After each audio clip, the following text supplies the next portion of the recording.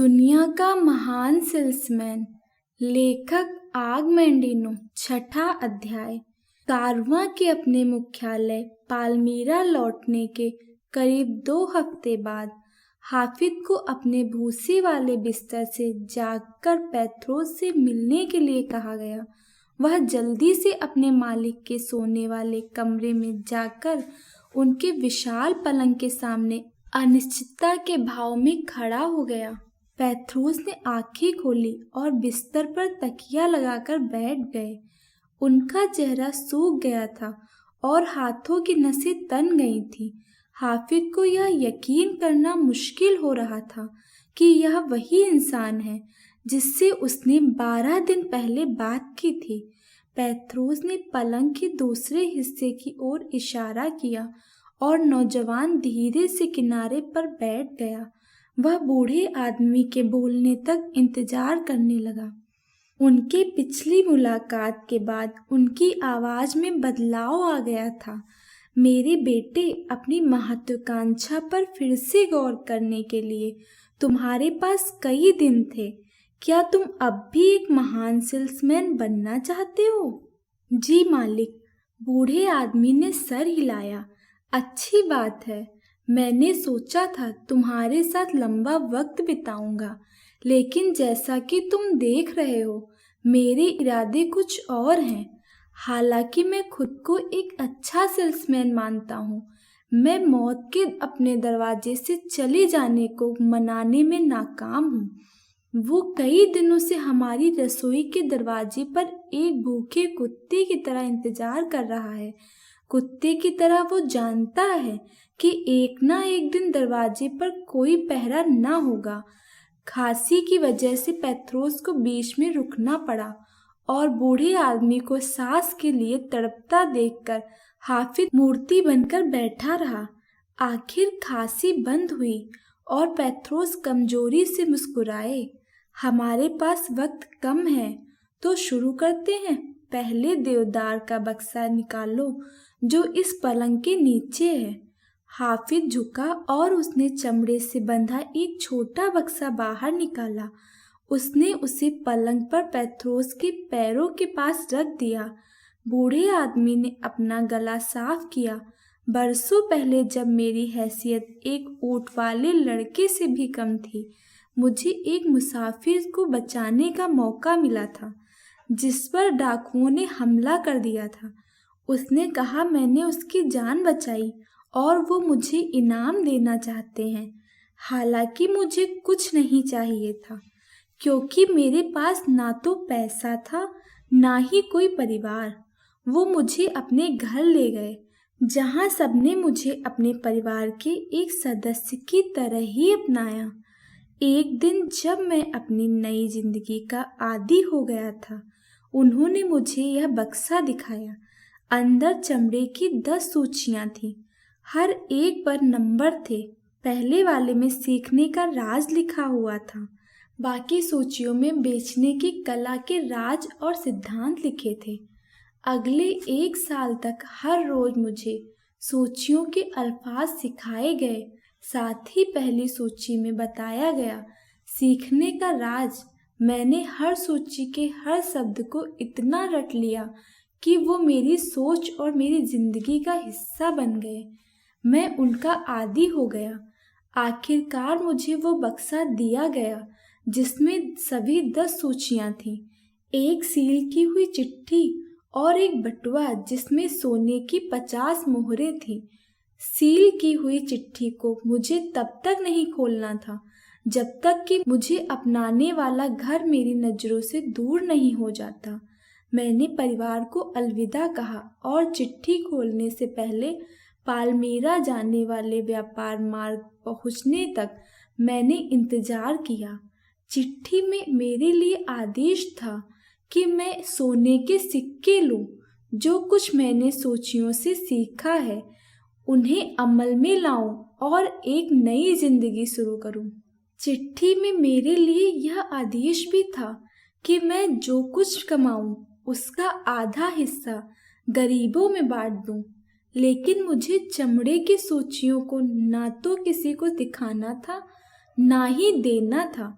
जब तक कि मुझे एक खास संकेत नहीं मिलता जो मुझे बताए कि इन सूचियों का अगला चुना हुआ आदमी कौन है। हाफिज ने अपना सर हिलाया। मैं कुछ समझा नहीं मालिक। बताता हूँ, मैंने कई साल उस आदमी के संकेत का इंतजार किया है और जब तक उसका इंतजार किया मैंने हैरतअंगेज दौलत जमा करने के लिए सूचियों पर अमल किया। मैं यह मान चुका था कि मेरे मरने से पहले ऐसा कोई आदमी नहीं आएगा जब तक कि तुम बेथलेम से वापस नहीं आए। इन सूचियों को पाने वाला चुना हुआ आदमी तुम ही हो। इसका पहला आभास मुझे तब हुआ जब तुम उस चमकते सितारे के नीचे आए जो बेथलेम से तुम्हारे पीछे पीछे आया था। अपने दिल में मैंने उस घटना को समझने की कोशिश की है, लेकिन मैं खुदा के काम को चुनौती नहीं देना चाहता था। फिर जब तुमने चोंगा देने की बात की जो तुम्हारे लिए बेहद मायने रखता था, मेरे दिल के अंदर से आवाज आई जिसने मुझसे कहा कि मेरा लंबा इंतजार खत्म हो चुका है। आखिरकार मुझे वो मिल गया था जो इस बक्से को पाने का हकदार था। अजीब बात है कि जैसे ही यह पता चला कि मुझे सही आदमी मिल गया है, मेरे शरीर की ताकत धीरे धीरे कम होने लगी। अब मेरा जाने का वक्त हो चला है, लेकिन मेरा लंबा इंतजार खत्म हुआ और अब मैं सुकून के साथ इस दुनिया से रुखसत हो सकता हूँ। बूढ़े आदमी की आवाज कमजोर पड़ गई, लेकिन अपनी मुट्ठी भींच कर वे हाफिज के नजदीक आकर झुके। ध्यान से सुनो मेरे बेटे, क्योंकि इन अल्फाजों को दोहराने के लिए मेरे पास ताकत नहीं रहेगी। हाफिज की आंखें गीली हो गई थी। वो अपने मालिक के नजदीक आया, उनके हाथ मिले और उस महान सेल्समैन ने बड़ी मुश्किल से गहरी सांस ली। अब मैं यह बक्सा और इसमें रखी चीजें तुम्हें देता हूँ, लेकिन इसके पहले कुछ शर्तें हैं जो तुम्हें माननी होंगी। बक्से में एक बटुआ है जिसमें सोने की 100 असरफियां हैं। उनकी मदद से तुम कुछ कालीन खरीद कर व्यापार की दुनिया में कदम रख सकते हो। मैं तुम्हें बेशुमार दौलत दे सकता हूँ, लेकिन उससे तुम्हारा नुकसान ही होगा। इससे कहीं ज्यादा अच्छा यह होगा कि तुम अपने बलबूते पर दुनिया का सबसे बड़ा दौलतमंद और महानतम सेल्समैन बनो। मैं तुम्हारा लक्ष्य भूला नहीं हूँ। इस शहर से फौरन निकलो और दामकस से जाओ। सूचियां तुम्हें जो सिखाएंगी उन्हें अमल में लाने के अनंत अवसर वहां तुम्हें मिलेंगे। रहने की जगह मिलने के बाद तुम सिर्फ वही सूची खोलना जिसमें एक लिखा हो। तुम्हें उसे बार बार पढ़ना होगा जब तक कि उसमें बताए राज वाले तरीकों को समझ ना लो, और तुम बाकी सूचियों में बताए गए बेचने की कला को सीखने के लिए उसका इस्तेमाल करोगे।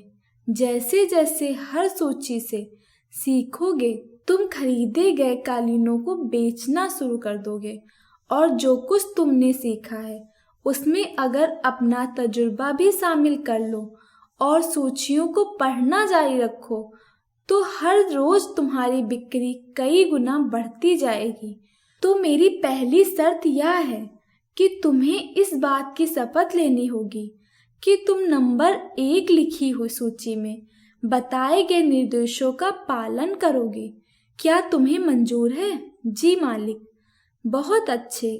और जब तुम सूची के सिद्धांतों को अमल में लाओगे, तब तुम इतने अमीर बन जाओगे जो तुमने सपने में भी नहीं सोचा होगा।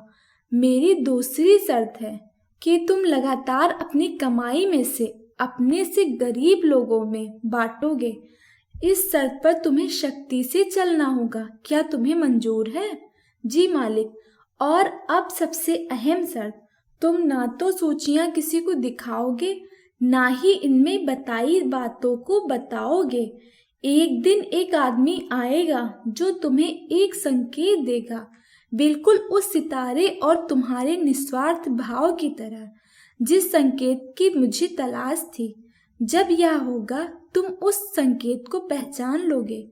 हालांकि वह आदमी इस बात से बेखबर होगा कि वही चुना हुआ आदमी है। जब तुम्हारे दिल को यकीन हो जाए कि तुम सही हो, तब तुम यह बक्सा और इसमें रखी चीजें उसे दे दोगे, और जब यह काम हो जाए तब पाने वाले पर कोई शर्त लागू नहीं होगी, जैसे कि बरसों पहले मुझ पर लगाई गई थी। और जो मैं अब तुम पर लगा रहा हूँ, वो चिट्ठी जो मुझे कई साल पहले मिली थी, उसमें यह आदेश था कि सूचियां पाने वाला तीसरा आदमी उनके संदेशों को दुनिया को बता सकता है, अगर वह चाहे तो। क्या तुम यह तीसरी शर्त मानने का वादा करते हो? जी मालिक। पेथ्रोस ने राहत की लंबी सांस ली, मानो उनकी छाती से कोई भारी बोझ हटा दिया गया हो। वे कमजोरी से मुस्कुराए और अपने हाथों में हाफिज के चेहरे को भर लिया। बक्सा लेकर रुखसत हो जाओ, यह हमारी आखिरी मुलाकात है। मेरे प्यार और कामयाबी के लिए मेरी शुभकामनाओं के साथ जाओ। मेरी दुआ है कि आने वाले कल में वो सारी खुशियां बांटने के लिए लिशा तुम्हारे साथ हो। बिना किसी शर्म के हाफिज के गालों पर आंसू लुढ़कने लगे। उसने बक्सा उठाया और कमरे से बाहर निकल गया। बाहर कुछ देर रुका, बक्से को फर्श पर रखा और अपने मालिक की ओर मुड़ा। अगर कामयाबी के लिए मेरा इरादा पक्का है तो मैं नाकामी का मुंह कभी नहीं देखूंगा। बूढ़ा आदमी कमजोरी से मुस्कुराया और सहमति में सर हिलाया। अलविदा में उसने अपना हाथ उठाया। इस वीडियो को लाइक व चैनल को सब्सक्राइब करना ना भूलें, वह मेरे न्यू वीडियो का नोटिफिकेशन आपको आता रहे, इसके लिए बेल आइकन को दबा दें। राधे राधे।